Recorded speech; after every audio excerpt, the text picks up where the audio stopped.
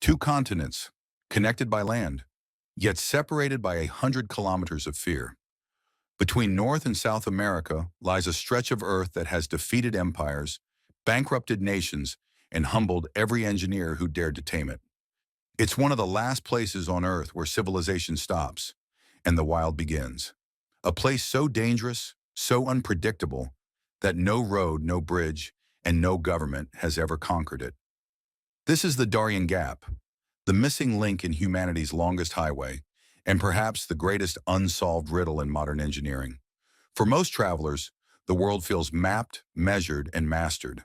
Every continent has been charted, every ocean crossed. Yet here, between Panama and Colombia, maps simply give up. Type it into your phone.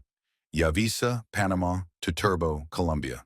The screen will show nothing but an empty space and a quiet message that says, "Can't seem to find a way there." That blank space has haunted generations of dreamers, because in that gap lies the failure of a century-old dream, to build a continuous road from the icy shores of Alaska to the windswept tip of Argentina. A single highway that would unite two halves of the New World. They called it the Pan American Highway, a road of promise, power, and pride. But even after nearly 100 years, the road remains broken, stopped dead by a 100-kilometer jungle where nature still writes the rules. The idea began in Washington, D.C., 1923, when diplomats and engineers envisioned a highway that would connect the entire Western Hemisphere, from the Arctic Circle to the bottom of the world. The plan was audacious: carve through deserts, scale mountain ranges, bridge rivers, and bring two continents together through asphalt and steel. Over the next 6 decades, they did just that. They tunneled through rock, crossed borders, and turned wilderness into progress. By the 1970s, the Pan American Highway stretched across 30,000 kilometers, through 14 nations and 7 climates. It became a symbol of modern civilization, proof that no terrain was too tough, no dream too bold. Except for one place, a 100-kilometer gap of rainforest, swamp, and silence, where the road simply stops, the Darién Gap. At first glance, it looks harmless, just another green patch on the map. But step inside and the jungle changes you. For 400 years, no empire, not the British, not the French, not even the mighty Spanish, ever managed to claim it. It swallowed entire expeditions without a trace.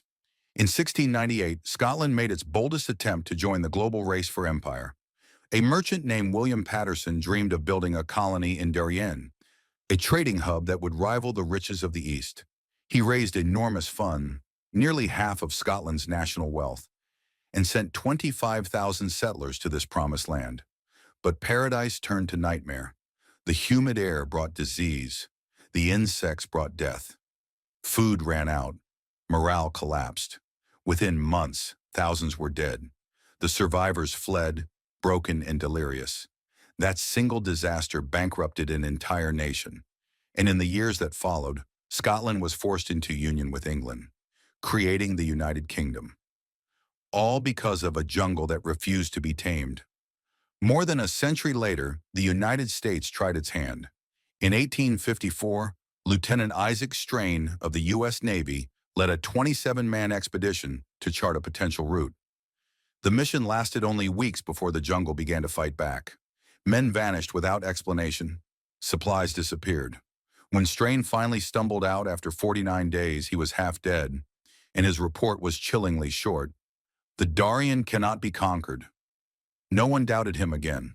For decades afterward, maps of the Americas showed a strange blank patch where the gap stood, as if the cartographers themselves had agreed.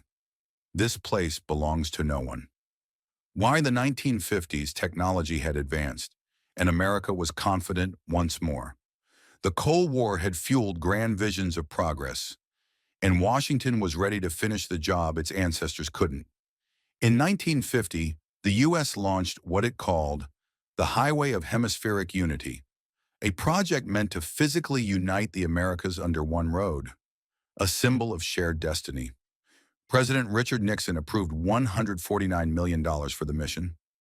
Engineers promised the route would be open by 1976, the U.S. bicentennial. But when they reached Darien, even modern machines failed. The terrain was unlike anything they had ever seen. A tangle of rivers, swamps, and mountain ridges so steep that helicopters struggled to hover. Over 100 rivers sliced through the jungle, each more violent than the last. During one 1960 expedition by National Geographic, it took 125 makeshift bridges and 101 days just to move a single vehicle across the jungle's heart. Then came the rain, 4,000 millimeters a year. Not seasonal rain, but a constant, suffocating downpour that turned the ground into quicksand and the air into mist. The engineers had barely 3 dry months to work each year, and even then, the mud swallowed equipment whole. Malaria and yellow fever cut down over 200 workers. Snakes, jaguars, and crocodiles haunted their camps. Still, they pressed on.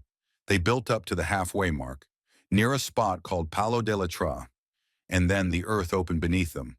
A vast swamp basin, part of the Atrato River Delta, swallowed everything. Concrete barrels sunk 300 feet into the ground and never touched solid earth. The realization hit, there was no foundation here. The jungle wasn't a surface to build on. It was a living, shifting beast. And once again, nature won. As if the jungle itself weren't enough, a new enemy emerged. Microscopic, but devastating. Foot and mouth disease, a viral plague that infected livestock, began spreading across South America. If a continuous road opened, the disease could travel north and destroy the cattle industry of the entire continent.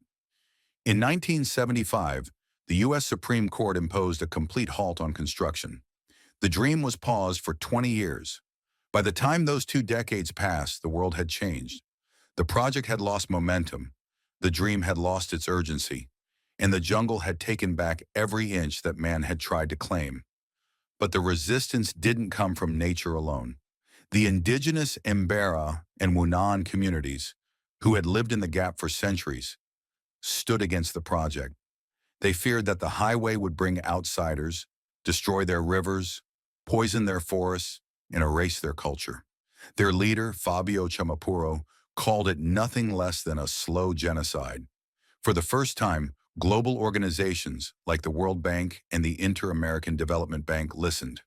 Funding dried up.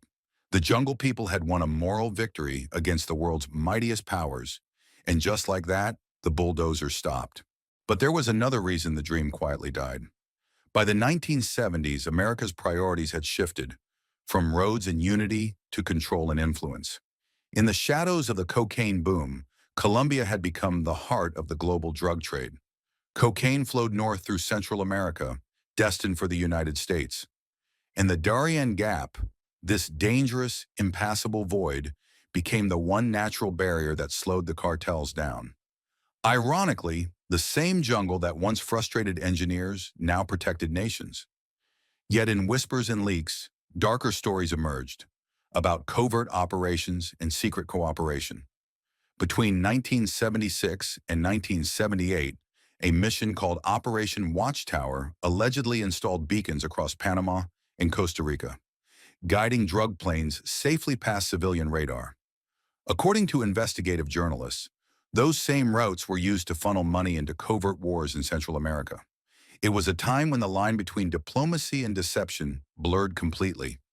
Even beyond politics, there was a colder economic truth. A highway through the Darién would have changed trade forever, diverting billions of dollars in cargo that now passes through the Panama Canal. The canal, completed in 1914, remains one of the world's most profitable engineering marvels, carrying 500 million tons of cargo and over $240 billion in trade every year. A competing land route could have turned that gold mine into gravel, and no superpower would willingly sabotage its own treasure. And that's how the greatest highway on Earth remains incomplete. Not because humanity lacks the skill, but because the land refuses to be mastered. Even today, it stands as a border between worlds, civilization on one side and pure wilderness on the other. Those who dare to cross it speak of horrors beyond comprehension. In the end, the Darién Gap is more than a missing road. It's a mirror, reflecting both the ambition and the arrogance of our species.